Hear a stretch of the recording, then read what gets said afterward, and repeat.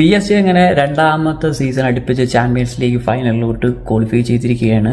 So ഇന്ന് നടന്ന champions ലീഗിൽ PSG-യും ബയണും കൂടെ കളിച്ച ആ ഒരു സെമി ഫൈനലിൽ 1-1 എന്ന് പറഞ്ഞ സ്കോറിൽ ഡ്രോയി പിരിയുകയാണ് ചെയ്തത്. സോ ഇന്ന് നടന്ന ആ ഒരു മാച്ചിൽ എന്താണെന്ന് വെച്ചാൽ PSG-ക്ക് വേണ്ട ഒരു കാര്യം, അതായത് പ്രോപ്പറായിട്ട് ഡിഫെൻഡ് ചെയ്യുക എന്നൊരു കാര്യം PSG അടിപൊളിയായിട്ട് തന്നെയാണ് ഈ ഒരു മാച്ചിൽ ഹാൻഡിൽ ചെയ്തത്.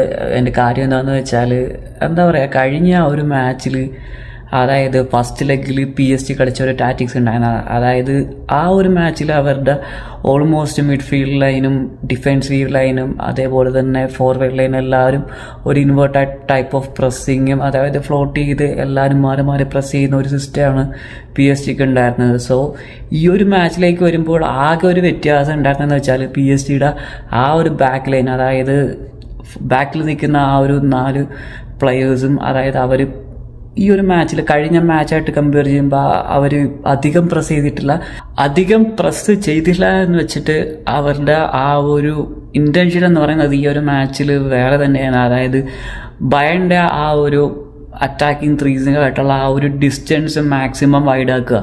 സോ ഈ ഒരു ഉത്തരവാദിത്വമായിരുന്നു ആ ഒരു PSG-യുടെ ആ ഒരു ബാക്ക് ലൈനിൽ ഈ ഒരു മാച്ചിലുണ്ടായിരുന്നത്. അതായത് പെട്ടെന്ന് ബോൾ വിൻ ചെയ്യുന്നതിനുപരി അതായത് ആ ഒരു ബയറിൻ്റെ അറ്റാക്കായിട്ടുള്ള ഒരു വിഡ്ത്ത് കീപ്പ് ചെയ്യുക എന്നൊരു ഇൻറ്റൻഷനായിരുന്നു ഇന്നൊരു PSG-യുടെ ബാക്ക് ലൈനിലുണ്ടായിരുന്നത്. ഇനി മിഡ്ഫീൽഡേഴ്സിനെ ഫോർവേഡ്സിൽ നോക്കുകയാണെങ്കിൽ അവർ നോർമലി കളിക്കുന്ന പോലെ തന്നെ അവരൊരു ടോപ്പ് ക്ലാസ് പ്രസ്സിങ് പെർഫോമൻസ് തന്നെയാണ് ഈ ഒരു മാച്ചിലും കാഴ്ചവെച്ചത്. സോ അതിൻ്റെ ഒരു റിസൾട്ട് തന്നെയാണ് PSG-ക്ക് ഫസ്റ്റ് ഹാഫിൽ തന്നെ ആ ഒരു ലീഡ് നേടാൻ സാധിച്ചത്. സോ എന്തായാലും മാച്ച് 1-1 സ്കോർ ലൈനിലാണ് തീർന്നത്. PSG അങ്ങനെ ഫൈനലിൽ കയറിയിട്ടുണ്ട്. സോ ബയണിൻ്റെ കേസിൽ ബയണിൽ ഏറ്റവും കൂടുതൽ പ്രശ്നം പറ്റിയത് എനിക്ക് തോന്നിയെന്ന് വെച്ചാൽ ബയണ് എന്താ പറയുക, ആ ഒരു നടുക്കൂടി അറ്റാക്ക് ചെയ്യാൻ ബയണ് എന്താ പറയുക അധികം ലേറ്റായി പോയി. സോ ഈ ഒരു ആ ഒരു നടുക്കൂടി PSG-യുടെ ആ ഒരു സെൻട്രൽ സ്പേസിൽ കൂടി അറ്റാക്ക് ചെയ്യാൻ ബയൺ അധികം ശ്രമിച്ചിട്ടില്ല.